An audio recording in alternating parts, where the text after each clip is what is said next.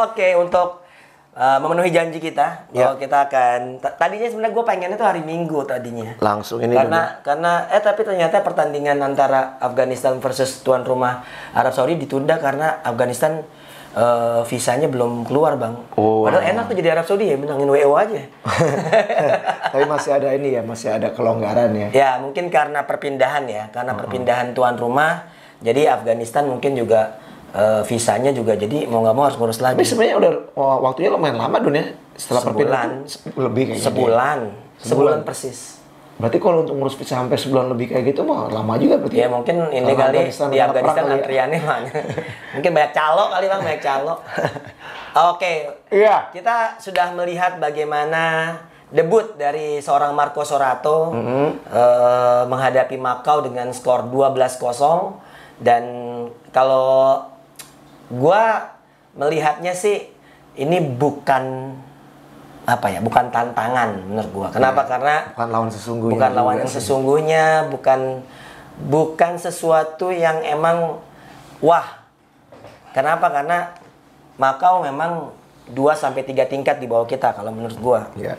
Kayaknya lawan V8 Football juga kayaknya bakal. Ya seperti yang kita kemarin bahas juga Don, pasnya lagi di podcast terakhir kan kita juga bilang kan kalau Macau bukan lawan sesungguhnya ya kan. Nggak ada sejarah juga Macau bisa menang lawan Indonesia. Bahkan kasih perlawanan pun juga enggak. Dari zaman gue main juga begitu. Tapi yang pengen gue lihat adalah how to play-nya. Iya, itu yang kemarin kita bahas kan. Nah, memang gini Don, kalau pandangan gue nih, boleh kita memang melihat bagaimana kerja dari seorang Sorato ya, dengan hasil dengan kemenangan 12, saya pikir itu sangat luar biasa. Tapi kalau kita secara signifikan menilai bahwa ini udah keberhasilan dari cara latihannya juga, ini dari Sorato masih belum. Masih jauh karena kan kita belum lihat kan lawannya belum sebanding ya. Tapi untuk mengawali seperti kembali yang kita bahas, ini penting Don.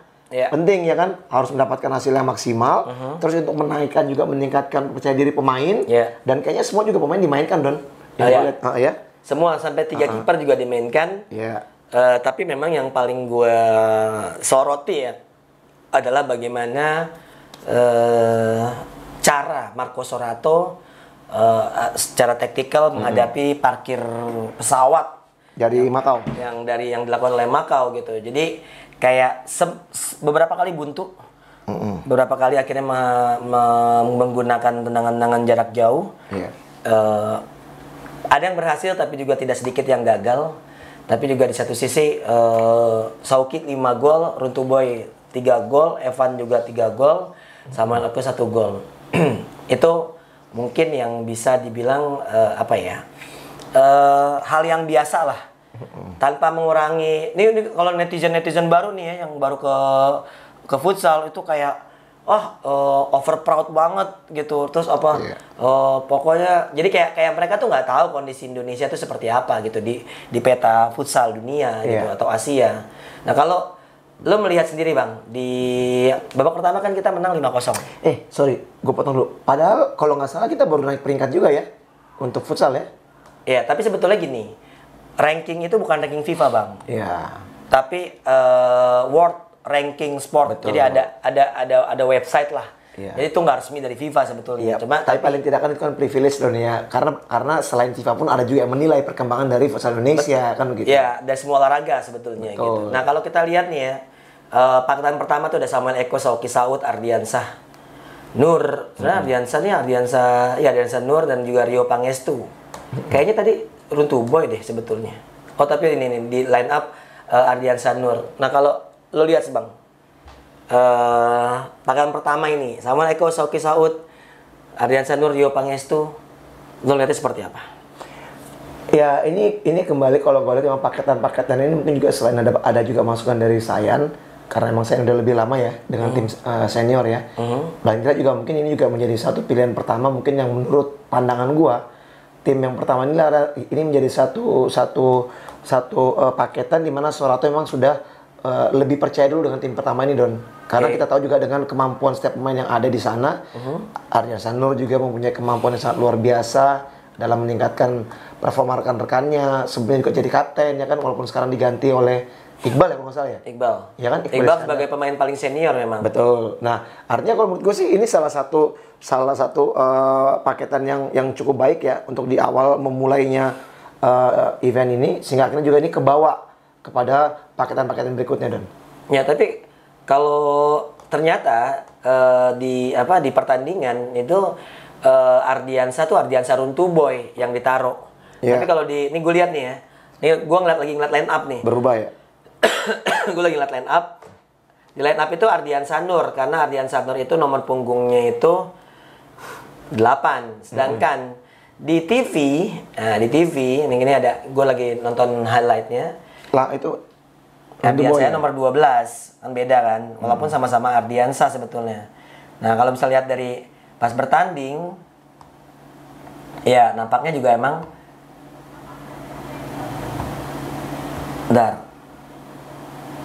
iya Runtuboy ya. Kita merah kan? Iya Runtuboy, betul ini Runtuboy. Ya, ini Runtuboy. Berarti emang sebenarnya paketan pertama tuh adalah paketan BTS, Bang. Iya. Paketan BTS di mana sebetulnya tim ini udah jadi ya. Bahkan sampai kiper-kipernya pun BTS. Iya. Gitu, karena emang BTS paling banyak menyumbang pemain. Masalah 8, masalah dari total 15, lebih dari separuhnya yang ada di tim nasional futsal Indonesia saat ini. Tapi kalau gue ngelihat permainannya pada saat perpindahan dari Kensuke ke Hashimzadeh, lo udah ngeliat perubahan nggak? Secara signifikan belum sih menurut gue. Nah, dari Hashimzadeh ke Sorato di satu pertandingan kemarin ada perubahan nggak? Dari Hashimzadeh ke Sorato, kalau gue ngeliat memang lebih kepada cara ini ya, kebebasan pemain sih menurut gue ya. Karena kalau gue lihat kan seperti kayak tadi yang kita bahas. Emang pertama di line up ada namanya kan Ardiansa, ternyata kan bukan Ardiansa Nur ya, Ardiansa Runtuboy. Nah, kalau gue melihatnya begini, Don. Justru kan sebenarnya kan selama ini kan Runtuboy ini selalu hadir di paketan kedua ya. Jadi artinya mungkin di era Sorato ini ya, karena dia dari Amerika Latin ya, dari Brazil, saya pikir memang menariknya itu adalah pemain yang punya skill. Ini juga bisa ditonjolkan terlebih dahulu dalam paketan pertamanya, Don. Ini kalau gue punya agak sedikit berbeda ya. Karena bagi gue di futsal sendiri, mau yang dibentuk di paketan 1 atau paketan 2 tuh bukan berarti dia pemain inti kalau buat gue. Tapi yang gue sikapi sebetulnya lebih ke pada timingnya. Penggunaan paketan ini kayak Sauki, Saud Lubis itu pasti sama Runtuboy. Karena emang Sorato nggak mau ngambil resiko atau udah merasa bahwa emang ini yang terbaik yang emang Indonesia miliki. Nah cuma gue menyikapinya gini, pivot yang bermain itu Samuel Eko, ya artinya Rio Pangestu memang kerap dikasih sama Runtuboy dan Sauki, karena Runtuboy dan Sauki mostly terlalu ofensif. Butuh ada penyeimbang di belakang yang jauh lebih defensif, yaitu Rio Pangestu. Tapi kehadiran Samuel Eko itu yang menarik bagi gua, karena selama ini justru misalnya yang di paketan ini yang ditaruh mungkin pivotnya bukan Samuel Eko gitu. Sebelumnya kita punya Evan sama satu lagi mungkin Fajrian. Nah ini menjadi hal yang sedikit berbeda dengan yang lain gitu. Ya, dan ini kalau nggak salah paketan timnas U21 dulu ya. U20 sorry ya. 20 ya, ini komplit ya. Nah kalau kita bicara paketan, pemain-pemain ex U20, itu angkatannya Runtuboy itu ada Samuel Eko, Sauki Saud, Ardiansa Nur, Rio Pangestu, lalu Ais. Ada Ais. Harusnya ada Ais ya? Enggak, Ais itu angkatannya Firman, Bang. Firman ya? Firman, Ardiansa Dewa Runtuboy, bukan Dewa Firman, Al-Bagir. Artinya ada 6 angkatan U20 angkatan pertama, ya. Sedangkan angkatan U20 yang kedua Habibi, lalu juga ada Dewa Rizky Amanda, lalu ada juga ada Firman, ada 3. Jadi 6 tambah 3, 9 dari generasi U20. Dan dari yang di luar itu semua ada Fajrian, ada Iqbal, ada Evan kan nggak termasuk U20 yang bertanding. Ada Al Fajri, dan juga satu lagi ada Romi Humandri. Nah itu yang gue lihat gitu kan. Artinya kita berarti materi kita 9 pemain, lebih dari separuh itu berasal dari timnas U20 yang emang ada di 2 generasi. Nah kalau melihat itu memang prestasi kita 8 besar di era Runtuh Boy, 4 besar di eranya Dewa Rizky. Itu kan berarti kan memang secara kualitas itu sangat bagus gitu. Nah, udah ada bentuk permainannya. Menurut gua sebagai apa ya? Pengamat lah. Pecinta futsal, pengamat futsal, melihat permainan gua masih belum puas. Iya, sama kan gue juga bilang. Iya.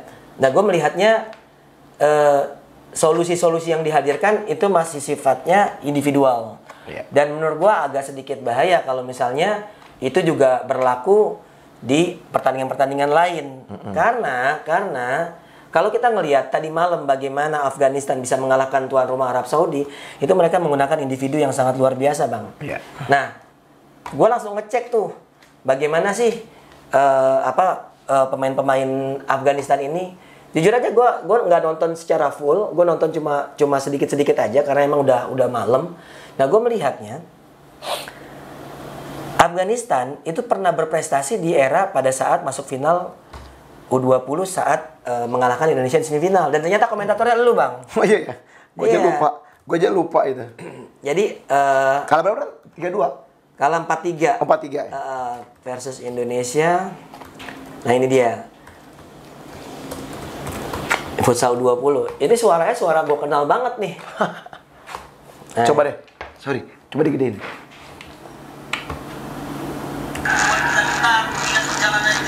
Stewart ya.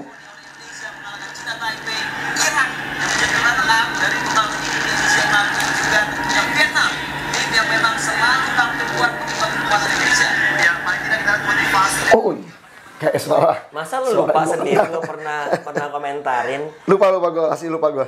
Nah, ini yang mau sedikit gue bahas karena beberapa pemain itu masih ada di tim nasional senior mereka. Iya. Di dua-duanya ya, di Afghanistan juga, di Indonesia juga pastinya ya. Di Indonesia 3 doang. Yang gue bilang tadi 3. Yang ketika dikalahkan nama ini? Iya. Sama Afghanistan? Iya, cuma 3 kan, cuma Habibie. Ya artinya masih ada lah, sisa basikannya masih ada. Artinya bukan yang utama gitu, bukan yang dominan gitu. Nah, ini yang menarik yang ingin gua bahas. Karena kalau ngelihat dari starting line up-nya si Afghanistan di era sekarang ya. Iya. Pemain-pemain yang masih menghiasi itu adalah Muhammad Javad Safari, yaitu goalkeeper. Lalu juga ada pemain yang kemarin itu nomor berapa ya, gue lupa, bentar gue cek dulu.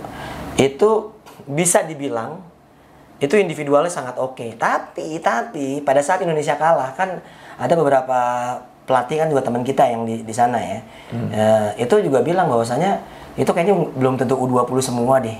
Emang keuntungan tanda kutip negara-negara perang itu masalah surat menyurat kan, Bang ya, atau mereka yang baru merdeka tuh segala macam itu sangat ini ya, sangat apa ya, sangat mungkin. Tapi gini Don ya, kalau gue sih secara positif lagi Don, kalau misalnya akhirnya dengan hasil kita kalah, ini sebenarnya no excuse lah untuk hal apapun juga ya. Karena kalau menurut gue begini, kalaupun memang sebenarnya mungkin ada indikasi ke arah sana ketika pada saat memang dikala itu ada kecurigaan, itu bisa langsung dilakukan protes Don. Bisa harusnya, cuman kan ngapain lah. Lo itu yang gue bilang. Artinya ya nggak perlu lagi lah kita merasa bahwa mereka tuh mainnya. Ini yang lama. Ini yang gue dengar kabar aja gitu, kayaknya sih cuma bukan yang ngedumel, lebih ke. Jangan bilang aja lo salah ini lo. Emang nggak ada yang ngomong kali? Apa tuh? Nggak ada yang ngomong gitu kali? Maksudnya? Iya. Ada. Perkiraan doang kali? Iya. Maksudnya dengan kan kita kan bisa tahu, maksudnya kayak contoh deh, Gali Freitas Timor Leste masih 19 tahun segala macam, Timor Leste baru merdeka berapa tahun yang lalu, bla bla segala macam ya kan. Itu kan juga sempat menjadi polemik kan, masa sih umur segini 19 tahun, masa sih kayak gini umur 19 tahun kayak gitu kan, itu juga masih banyak lah gitu. Nah, gue tuh menyikapi nih kayak Hasan Ali Jafari, lalu juga tadi Muhammad Javad Safari, Hamid Reza Hossaini, juga itu menjadi tulang punggung timnas futsal Afghanistan saat ini gitu. Ini yang gue melihatnya, kekuatan mereka memang mereka hadir di futsal level Asia menjadi salah satu kekuatan baru itu memang berkat timnas U20 mereka di eranya eranya saat mereka menghadapi Dewa Rizky Ananda. Jadi Hossein Musafi. regenerasi cukup bagus sama Afghanistan, Don. Kan gue bilang juga kemarin tuh, kita ngomong juga sempat ngomong bahwa Afghanistan nggak bisa dianggap sebelah mata. Justru tadi kita malah memprediksi lebih kepada Arabnya ya mungkin ya, yang agak lebih berbahaya ya. Lo kalau ngeliat pertandingan cara main Arab itu turun drastis. Kenapa gue bilang turun drastis? Terakhir lu lihat yang tahun berapa? Yang Piala Asia aja ngalahin Jepang. Turun drastis. Iya, pelatih dia itu pelatih Barcelona, Bang.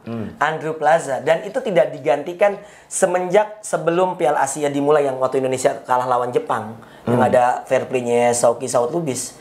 Nah, gue melihat itu artinya gini, gue nggak, sumpah passing-passingnya juga kebaca banget lah, bahkan lebih lambat mainnya ketimbang Indonesia tadi malam yang gue lihat ya. Dan gue menganggap bahwasanya bahkan Afghanistan pun kenapa bisa menang bukan karena mereka bagus, gue nganggap mereka standarnya bagus, tapi lebih kepada individual mereka bagus dan Arab Saudi kurang bagus, paham nggak lo? Jadi itu yang gue tanpa mengurangi rasa hormat gue ya, tapi gue melihatnya sih seperti itu. Gue setuju kita harus hati-hati dengan Afghanistan, tapi kita punya kekuatan yang menurut gue masih satu tingkat di atas Afghanistan secara permainan. Gue pernah melihat kita bermain dengan sangat baik, walaupun lawan Makau gue nggak bilang jelek, tapi ya cukup.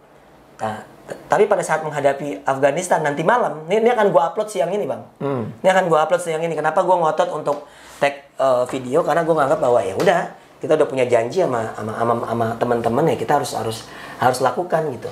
Nah, ini yang gue melihatnya warning tersendiri adalah pada saat kita terlalu menganggap remeh, atau kita nggak perlu terlalu mikirin Afghanistannya. Kita main pakai cara main kita sendiri aja, yang memang sudah terbentuk dari zamannya Kensuke lalu dipertajam oleh Hasan Zadeh. Ya kalau menurut gue sih ya itu udah pasti akan menjadi salah satu keinginan dari pelatih lah, dan nggak mungkin juga kita mengikuti cara mainnya Afghanistan ataupun juga Arab Saudi nantinya.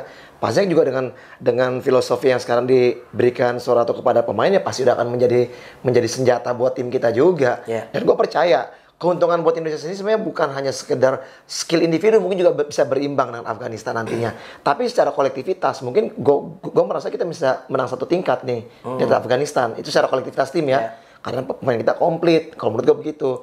Dan terutama juga udah lumayan cukup lama nih pemain ini di tim nasional nih. Kecuali ada beberapa nama doang seperti Mandri ya kan, Habibie ya kan, walaupun Habibie juga baru naik ke senior ya. Dan kalau menurut gue yakin seperti yang lu katakan juga pada saat podcast kita yakin bahwa Indonesia bisa lolos kok. Either itu nanti menjadi juara grup atau runner up, ya kan? Tapi kalau gue pikir juara grup juga masih masuk akal, Don, untuk tim kita sendiri. Sangat mungkin. Iya. Karena gue ngelihat yang tadi gue khawatirin Arab Saudi karena performa mereka di Piala Asia, mereka bisa masuk sampai 8 besar juga kalau nggak salah. Mereka kalahnya sama Vietnam kalau nggak salah. Nah itu juga sedikit mengejutkan gue sih. Arab Saudi main jelek dan kalah. Gue rasa semua kaget sih Arab Saudi bisa kalah tadi malam. Semua sih, karena semua bukannya menganggap remeh Afghanistan, pertama main di kandang Arab Saudi, dan performa Arab Saudi juga di Piala Asia sebelumnya tuh oke gitu loh. Oke dalam arti kata performa mereka ngalahin Jepang. Ya lebih diunggulkan lah Arab Saudi sebenarnya. Nah, waktu ngalahin Jepang berapa, Son? 2-1. Dan sebenarnya menarik sih, karena Arab Saudi juga mengalahkan Argentina di Piala Dunia, kemudian Argentina jadi juara. Arab Saudi mengalahkan Jepang jadi juara. Jadi kalau mau juara dikalahin di Arab Saudi dulu. Lolos baru juara. Kan rame kan saat Argentina kalah sama Arab Saudi kan di Piala Dunia kan, itu kan pertandingan pertama. Nah ini dia. Ini 20. Jadi kalau gua ngelihat gue pengen flashback ke kejuaraan futsal AFC-nya kemarin yang pada saat bermain di Kuwait. Nah, di penyisian itu Arab Saudi itu kan kita dibantai tuh. Nah, ini dia nih. Dia tuh menang 2-1 lawan Jepang. Arab Saudi nggak lolos bahkan. Nggak lolos dia. Nggak lolos grup. Ya, tapi karena emang lawannya berat. Ada Vietnam. Yang lucu dia malah kalah lawan Korea. Terakhir, menang lawan Korea. Dia kalah ini Bang, kalah selisih gol. Kalah selisih gol karena dia kalahnya kebanyakan. Pada saat lawan Vietnam dia kalah, ya kan? Lawan Arab Saudi padahal dia menang 4-0. Nah ini dia nih, ini kalah selisih gol. Gitu, Arab Saudi. Yang lolos tuh Jepang sama Vietnam. Nah ini yang menarik tuh. Kalau siapa Afghanistan sendiri itu mereka nggak lolos karena kalah sama Tajikistan waktu itu di penyisihannya. Nah ini gue flashback sedikit ya. Kenapa gue bilang semua mengunggulkan Arab Saudi? Karena Arab Saudi sebetulnya sempat menggebrak di Piala Asia dengan mengalahkan sang juara yaitu Jepang. Itu. Tapi kayaknya menurun. Apalagi dipegang oleh Andrew Plaza. Andrew Plaza nih bukan pelatih kaleng-kaleng. Bahkan hitungannya buat gue sama Sorato sama lah head to headnya lah. Maksudnya secara kualitas papan atasnya lah bang gitu. Nah itu yang apa ya? Yang agak mengejutkan sih menurut gue seperti itu. Iya. Tapi emang kalau namanya di futsal ya apapun bisa terjadi Don, walaupun juga cuma sisa 1 gol kan. Paham gua. Apalagi sekarang gitu. Mungkin kalau menurut gue begini, Afghanistan ini mungkin mereka punya second win itu adalah mereka sangat termotivasi untuk mengalahkan tuan rumah Don, iya kan? Ya. Karena itu akan membuka jalan mereka untuk bisa lolos. Dan ini kesempatan itu ternyata emang mereka ambil. Betul gitu. banget. Nah, berikutnya kita akan bahas prediksi kita lawan Afghanistan seperti apa dan juga prediksi kita nanti pada saat menghadapi Arab Saudi. Ya, karena mungkin kita akan take lagi hari Kamis. Ya. Setelah selesai dari Arab Saudi, bentar. Ya, kita lanjut pembahasan selanjutnya adalah pertandingan yang akan dilalui nanti malam. Indonesia menghadapi Afghanistan. Afghanistan tidak mendapatkan keringanan karena mereka akan tetap bermain sesuai dengan jadwal pertandingan yang akan mereka jalani, yaitu lawan Indonesia. Nah, menariknya Indonesia istirahat lebih banyak. Afghanistan memang menang lawan Arab Saudi, tadi kita udah bahas. Kalau lo melihat bang, apakah keuntungan ini bisa harus kita manfaatkan atau seperti apa? Ya, kalau lo jadi Sorato, lo akan main seperti apa? Ya kalau gue sih melihatnya begini ya, walaupun mungkin tidak ada waktu yang cukup bagi Afghanistan untuk recovery ya. Tapi kalau saya pikir setiap pelatih juga udah punya plan B lah ya, karena kita tahu ini namanya tim nasional. Pelatih pasti sudah pelatih yang terbaik lah. Betul. dari semua negara ini. Dan gue yakin banget kalau Afghanistan pun juga nggak bisa dianggap remeh dengan masalah stamina-nya. Gitu loh. Ini tetap aja tim Afghanistan pasti akan sangat merepotkan. Nah, buat Sorato sendiri sebagai pelatih timnas Indonesia, mungkin momen ini bisa juga dicoba. Artinya mungkin bisa memberikan tekanan dari awal untuk melihat bagaimana tingkat dari kemampuan stamina pemain-pemain dari Afghanistan. Nah baru setelah itu baru memainkan paket-paket berikutnya dengan taktikal yang berbeda gitu dan nah kalau untuk ini gue mungkin sangat yakin mungkin ya paket pertama kemarin tetap akan dimainkan dari awal untuk juga bisa kembali memberikan kontribusi yang terbaik dulu bagi tim, baru akan melakukan rotasi dengan paket-paket berikutnya. Nah, dengan kemampuan para pemain seperti yang kita tahu, Runtuh Boy juga dari skill individu juga cukup bagus. Beberapa pemain juga mungkin punya kemampuan kayak dari defense-nya Pangestu juga, Rio juga sangat baik, ya kan? Nah, ini mungkin yang menjadi salah satu catatan, tapi dengan catatan juga dan pasti udah ada juga evaluasi dari pelatih Afghanistan dengan melihat hasil pertandingan atau video pertandingan antara Indonesia lawan Makau. Itu udah pasti. Nah, inilah menurut gue yang sangat menarik bagaimana nanti analisa dari kedua pelatih untuk bisa merubah skema dari timnya ketika sudah kebaca nih cara mainnya. Betul. Nah, solusi itu yang akan kita lihat dari Sorato sendiri. Apakah dia bisa merubah secara signifikan supaya senjata-senjata Indonesia tidak terdeteksi nih sama Afghanistan. Nah, ini yang sebetulnya yang menarik gitu. Lo udah? Ya, silakan. Kalau gue melihat si Sorato, menurut gue setelah pertandingan kemarin lawan Makau, sebenarnya dua pertandingan kedepannya ini adalah menjadi ujian sesungguhnya. Iya. Maksud gue, kalau buat gue, do the best, berikan semua yang bisa lo lakukan, Sorato. Kenapa gue bilang seperti itu? Karena gini, buat gue ya, gue agak sedikit beda soal nyimpen. Karena dua pertandingan ini yang sesungguhnya sebetulnya yang harus dia tunjukin, dia yakinkan ke publik futsal Indonesia bahwasanya futsal Indonesia di tangan pelatih yang tepat. Orang pada bilang bahwasanya, wah itu kan pelatih top, gak kaleng-kaleng pernah juara Piala Dunia. Gue setuju, tapi itu kan pernah. Artinya kalau lo pernah melakukan itu kan berarti di masa lalu. Yang sekarang Sorato lakukan adalah di masa depan bersama Indonesia. Apa yang akan dia lakukan? Mampukah dia memastikan Indonesia lolos ke Piala Dunia? Gitu loh. Karena kalau di futsal tuh bukan, kalau di sepak bola kan kita lolos Piala Asia aja udah happy bang. Kalau di futsal beda. Di futsal Piala Asia tuh kita udah masuk ke babak knockout. Gitu. Nah, sekarang ekspektasi futsal Indonesia adalah bisa nggak ada pelatih yang membawa futsal masuk ke Piala Dunia? Jalannya sekarang. Bagaimana caranya? Apakah meyakinkan dengan mengalahkan Afghanistan dengan cara yang bagus, mengalahkan tuan rumah Arab Saudi dengan cara yang bagus juga? Yang berikutnya akan berimbas kepada Piala AFC nanti. Kita tuh kalau nggak salah ada di pot 1 atau di pot 2. Artinya kita termasuk unggulan, Bang. Karena kita penyelenggaraan sebelumnya kan kita 8 besar. Nah, ini yang akan menarik menurut gua. Apa yang akan dilakukan oleh Sorato nanti. Ini betul-betul pengen gue lihat. Yang kedua, kalau gue jadi pelatihnya Afghanistan, gue bisa memenangkan pertandingan antara Indonesia atau Arab Saudi aja itu udah bagus. Karena lawan Makau pasti gue menang. Bener ya? Target gue bukannya jadi juara grup, tapi target gue adalah lolos aja dulu. Mengingat kondisi tim gue nggak bermain di kandang sendiri. Keadaan tim gue juga compang-camping karena faktor yang tadi bahkan kalau nggak salah pemain-pemain itu main di Liga Iran kalau nggak salah, ada beberapa yang main di Liga Iran. Jadi menurut gue si Afghanistan pun harus berhitung nih, lawan Makau easy win lah buat mereka lah. Mau menang 1-0 2-0 yang penting gue udah menang lawan Arab Saudi. Iya, dan ini mati-matian dia lawan Indonesia untuk bisa lolos. Iya, sebetulnya pertandingan terakhir dia lebih nyaman, Bang. Iya.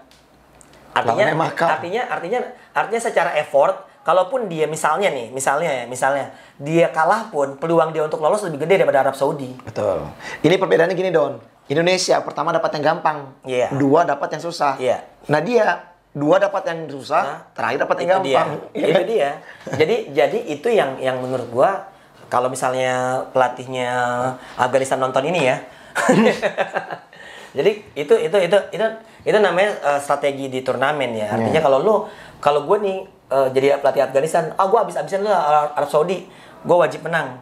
Selebihnya gue lawan Indonesia kalah nggak apa-apa. Tapi jangan banyak-banyak karena takutnya hitung-hitungan selisih gol. Karena tuh runner up terbaik ada 7 Bang dari 8 grup. Dan paling menarik Don, dia pun bisa nahan Indonesia pun juga ini juga satu kemenangan buat mereka. Pasti, betul. Apalagi terakhir dia cuma lawan Makau, kemungkinan dia akan mengoleksi 7 poin. Betul. Nah mungkin akan hitungan selisih gol doang kalau Indonesia menang lawan Arab Saudi. Tapi sekali lagi, gua melihatnya Indonesia satu tingkat di atas Afghanistan. Secara permainan, secara individu mungkin equal, sama. Karena beberapa pemain Afghanistan individu juga bagus.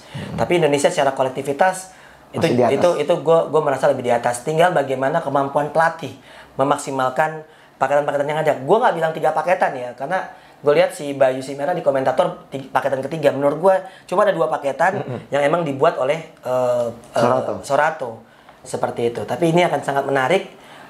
Seperti apa nanti pertandingan nanti malam. Kalau kalian punya prediksi, pendapat silakan. Mau head fit juga silakan. Donzol kayak tai so tahu gitu segala macam. Ya monggo silakan. Ngapain kita bikin konten kalau kita cuma diem aja di sini. Yang pasti di sini harus so tahu sih. Harus so tahu. Dan itu mungkin yang gue anggap sangat mungkin terjadi nanti malam. Lanjut, pertandingan Arab Saudi sama Makau nggak usah dibahas lah ya. Nggak usah bahas. Arab Saudi kalau sampai seri aja juga tolol lah. Gitu. Nah, itu udah pasti akan terbantai lagi tuh. Nah, menurut gue sih. Tapi kayaknya nggak bakalan 12-0. Menurut gue di bawah 12-0. Ya, ntar kita lihat. Kalau pertandingan kita Indonesia lawan Arab Saudi, lo lihatnya seperti apa, Bang? Hari Rabu ya. Kayaknya nggak perlu dibahas sekarang dulu deh, ntar aja deh. Nggak kan kita nggak bakalan take lagi. Oh, mau lanjut nih? Mau lanjut. Ya, ini kembali kepada sekarang ini kalau menurut gue ini kembali kepada masalah hasil ya. Masalah hasil nanti dari Indonesia lawan Afghanistan. Itu udah pasti, Don. Karena apa? Kita tahu bahwa Arab Saudi dapat lawan yang ringan. Ya kan? Makau dulu nih, baru lawan Indonesia. Nah, kalau menurut gue ini akan menjadi catatan penting bagi mereka ketika tahu Indonesia menang nih lawan Afghanistan. Sementara Afghanistan terakhir ketemunya Makau. Nah, dia harus mati-matian melawan Indonesia. Nah, kalau menurut gua, lawan Indonesia nggak ada cerita lain. Mereka harus bermain terbuka untuk mencari gol. Ya paling tidak kalau mereka bisa cetak gol cepat, dan ini menjadi motivasi buat Arab Saudi. Tapi kalau melihat dari hasil nantinya, misalnya Afghanistan, apapun hasilnya, Afghanistan pun kalah lawan Indonesia, tentunya dia juga pasti harus menang lawan Indonesia. Bagaimanapun juga dia nggak ada cerita seri atau kalah nih sama Indonesia nih. Itu dia. Ya kan? Dan gue rasa sebagai tuan rumah, mungkin mereka juga akan melakukan evaluasi dengan hasil kekalahan lawan Afghanistan. Pasti. Dan akan memberikan perlawanan yang sangat sengit lawan Indonesia. Itu pas sebagai tuan rumah. Sebenarnya gara-gara Afghanistan menang, gue tuh kesel karena pertandingan terakhir jadinya Indonesia belum memastikan. Iya. Karena kalaupun menang lawan Afghanistan hari ini, ya menang pada malam nanti nih, menang lawan Afghanistan, poin kita 6. Arab Saudi sangat mungkin untuk menang lawan Makau, poin mereka 3. Iya. Nah besoknya Afghanistan cuma lawan Makau, artinya Afghanistan bisa 6-6-nya tiga-tiganya poinnya sama 6. Gitu. Kalau seandainya Indonesia bisa dikalahkan oleh Arab Saudi. Tapi gue sih yakin 1000% kita nggak bakal kalah lawan Arab Saudi. Cuma faktor tuan rumah Bang yang gue takutin. Ya, betul. Kayak kemarin kita bahas di podcast terakhir juga begitu kan. Namanya tuan rumah, ketemunya lagi apalagi Indonesia terakhir. Betul. Kecuali kalau misalnya terakhir itu Indonesia sama Arab Saudi sudah mudah lah, sudah memastikan lolos lah gitu. Itu kan tadi kan gue pikir ini menentukan ya. Indonesia menentukan sekali mereka. Itu dia. Itu yang gue sampai wah anjir nih. Gawat juga nih. Tapi ini menarik sih Don, menurut gue Don ya. Artinya begini Don, di satu sisi ketika pada saat Indonesia harus berhadapan dengan Arab Saudi di pekan terakhir, di pertandingan terakhir, karena Arab Saudi juga dikalahkan Afghanistan, ini juga cukup menarik. Menurut gue buat siapa? Bukan buat tim, buat Sorato. Bagaimana solusi untuk cara bermain Indonesia? Setuju. Itu yang harus kita lihat, ya kan? Betul. Dari tekanan pressure sebagai tuan rumah, pressure dari timnya Arab sendiri, bagaimana nih Sorato punya kemampuan nih untuk bisa justru malah membuat perbedaan dari tim nasional Indonesia untuk bisa menangkan pertandingan. Itu yang penting. Betul. Nah ini akan menjadi menarik banget. Dan kita akan tunggu nanti malam, kita akan saksikan dulu pertandingan menghadapi Afghanistan. Lalu buat teman-teman juga kalau ada prediksi juga untuk menghadapi Arab Saudi juga seperti apa skornya. Kalau gue bilang lawan Afghanistan marginnya gue yakin menang minimal margin 2. Margin 2 ya? Gue feeling gue margin 3. Gue sih yang penting menang aja Don. Mau berapapun gol. Gue juga tahu itu. Maksud gue kita berprediksi Bang. Kan kita kan bikin konten kan setidaknya memberikan sudut pandang kita lah. Ya tapi kalau gue lihat begini ya, kalau gue melihat begini, bagaimanapun juga Afghanistan ini pasti mempunyai kualitas ya. Oke, mereka mempunyai skill individu yang bagus, tapi secara defense kalau gue lihat ya mereka juga cukup bagus Don. Mereka main juga cukup bagus ya. Nah sekarang ini bagaimana Indonesia bisa membongkar dari pertahanan dari Afghanistan ini sendiri, inilah yang perlu kita lihat nantinya. Karena apa? Apakah dengan kolektivitas permainan atau mungkin dengan individu juga. Nah kalau dengan individu tentunya mungkin nantinya Sorato akan lebih banyak memainkan orang-orang yang punya individu yang cukup bagus. Kalau deadlock itu sangat sulit untuk bisa bermain kolektif Don. Karena memang individu lebih diutamakan. Kalau skor? Kalau gue sih skor sih menang 2-1 juga cukup. Oke, pokoknya margin 1 pun ya memang cukup. Maksud gue prediksi skor aja. 2-1. Kalau lawan Arab Saudi, prediksi gue menang dengan margin sama dengan Afghanistan 3. 2-1 cukup. Sama. Iya. Artinya itu prediksi dari kita. Yang paling penting adalah emang Indonesia lolos. Tapi jangan hanya lolos, kita juga harus punya sifat yang yang membangun ya. Karena gue menganggap bahwa Indonesia ini udah tepat nih di eranya Kensuke, dipertajam dengan seorang Hasim Zadeh secara mental. Lalu juga kedatangan pelatih kelas dunia yang pernah juara Piala Dunia, dan tentunya kita berharap secara kualitas permainan juga meyakinkan gitu untuk sampai nanti ke Piala Dunia nantinya seperti Jadi jangan cuma sekedar hasil menang doang tanpa ada perubahan permainan. Betul, itu mungkin yang diharapkan setiap orang ya. Betul. Apalagi pecinta futsal ini kan juga sekarang sudah pada pinter nih ya menganalisa, melakukan evaluasi. Pelatih online. Iya, jadi kan kalau kita lihat nanti dengan cuma hasil kemenangan dan juga itu juga tidak ada perubahan dari cara permainan dan filosofi yang baru yang dilakukan oleh Sorato ya percuma. Betul. Ya kan? Jadi ya ini menarik Don. Gue tuh lebih senang itu sebenarnya membahas masalah perubahan dari pelatih Asia ini kepada pelatih Amerika Latin gitu loh. Ya kan secara signifikan bisa nggak langsung merubah tim. Betul. Karena selama beberapa tahun dengan pelatih Asia ya kan dengan perubahan-perubahan yang dilakukan oleh Kensuke kepada Hasim Zadeh sebenarnya nggak terlalu banyak, nggak signifikan. Ya kan. Nah sekarang dengan pelatih Amerika Latin ini bagaimana yang kita harus lihat perubahannya. Itu aja sih. Karena yang gue dengar di era Hasim Zadeh tuh sebetulnya yang megang tuh kebanyakan Sayan. Tapi Hasim Zadeh tuh memperbaiki secara mental. Nah terus di era Sorato ini yang gue dengar posisi Sayan ini nggak terlalu sedominan di era Hasim Zadeh gitu. Jadi bahkan tahu nggak lo tadi line up pemain yang U20, line up pemain itu pelatihnya tuh bukan Kensuke Bang. Sayan ya. Bukan. Adil Lesmana di situ. Oh, si Made. Ada. Bukan saya. Bukan. Karena kan yang setahu gue kan pada saat Kensuke belum secara lisensi. Dia kan lisensi pada saat memang Kensuke sebagai pelatih kepala itu kan yang yang sebagai pelatih kepala secara secara nama harafiahnya, tapi yang justru malah didaftarkan nama saya sebagai pelatih kepala. Betul. Itu kalau yang timnas senior. Kalau timnas U20 yang itu malah Ade ya. Adil Lesmana. Seperti itu. Dan itulah kurang lebih prediksi-prediksi dari kita mengenai futsal. Nggak perlu diragukan lagi kredibilitasnya.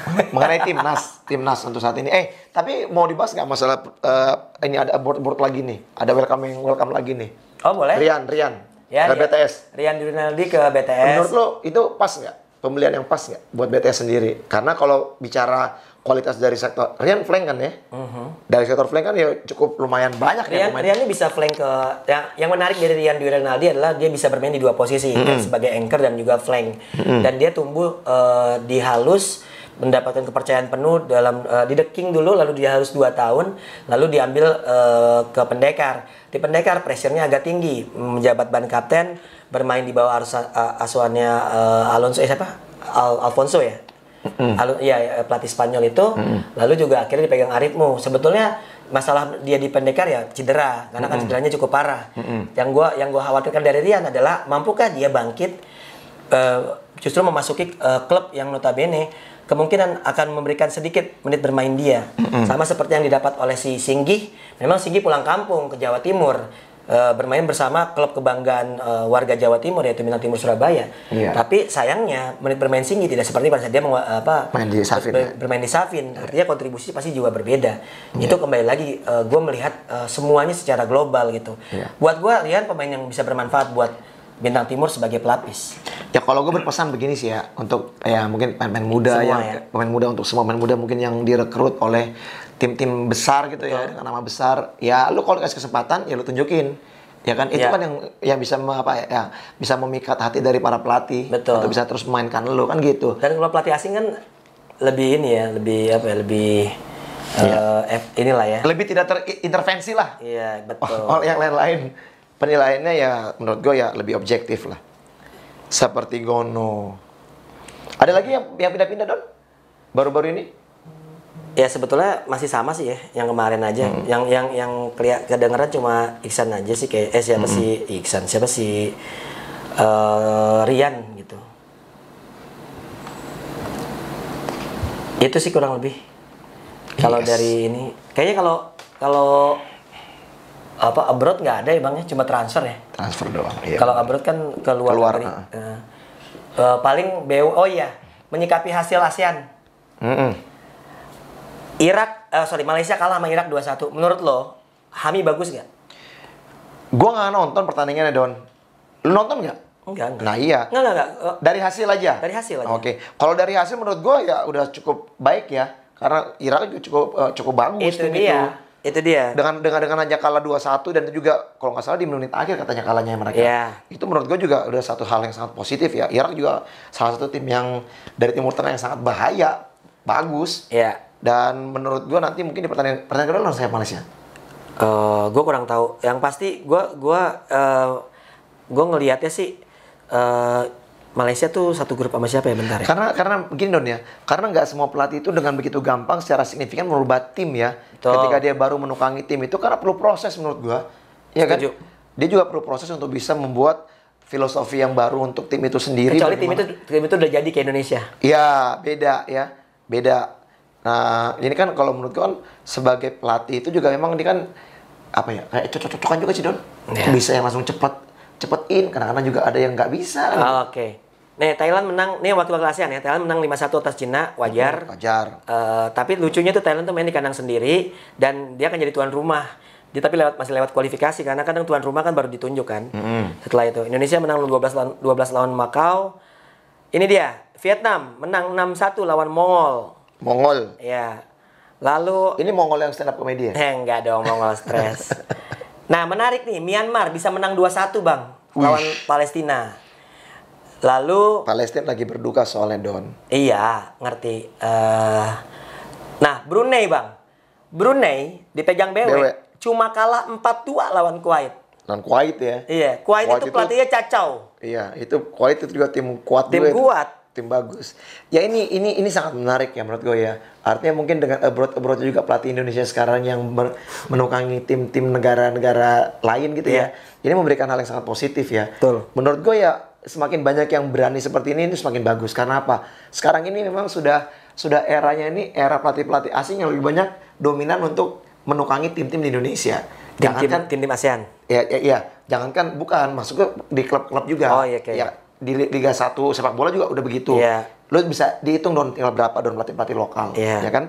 Nah, di Indonesia sendiri pun juga rata-rata jajaran tim-tim papan atas udah empat sudah lebih dominan dengan pelatih-pelatih asingnya gitu kan ya. Nah, kalau ada kans buat anak-anak atau pelatih-pelatih Indonesia mungkin yang ditawarin, pergi ya kan ya? Iya. Itu walaupun mungkin gajinya nggak segede Indonesia ya. Iya, paling tidak experience lo dapat, ya kan? Dengan experience lo dapat, lo mendapatkan prioritas nanti atau juga privilege dari hasil lo menukangi tim itu. Iya. Pasti nilai lo juga masih naik. Dan selanjutnya Timor Leste hanya kalah 1-0 lawan Bahrain. Iya. Bahrain kalah 3-0 sama Indonesia. Ya, Fandi Butar ya. Ya, dan Timor Leste kalah 3-0 sama Indonesia. Artinya lihat aja Timor Leste pun nama Bahrain pun hanya kalah 1-0. 1-0 itu sangat kompetitif berarti. Betul.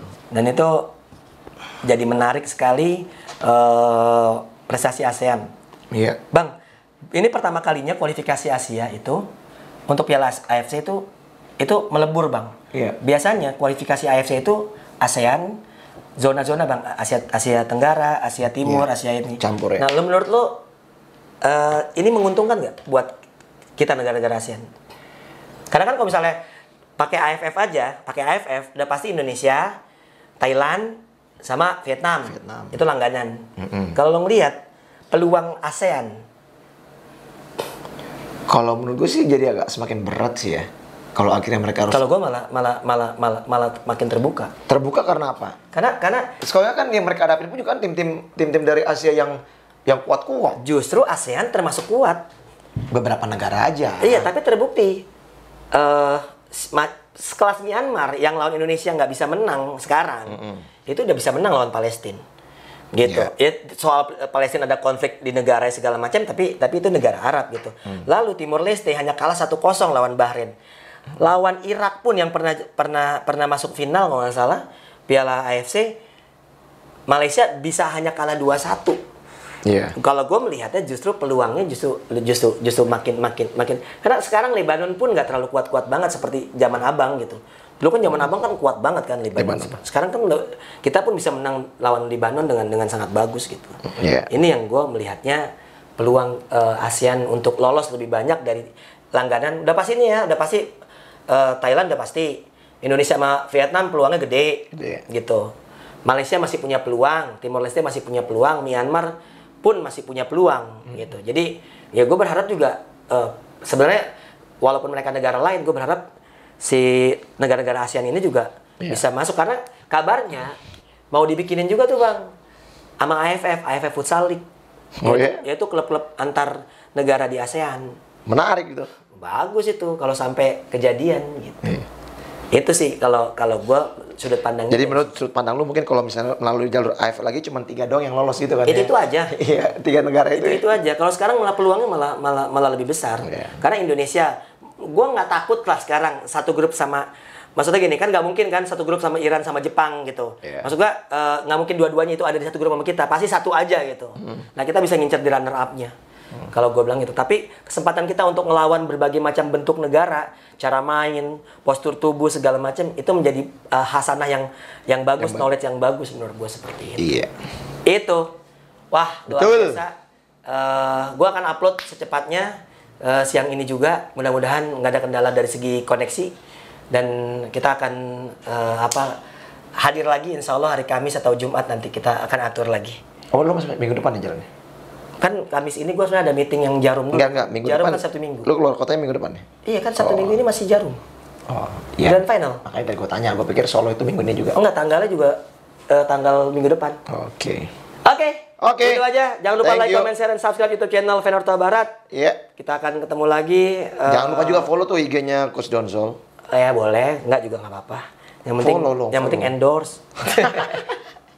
Oke, gue Dodo Zola. Dan gue Fer habis Barat. Dan ciao.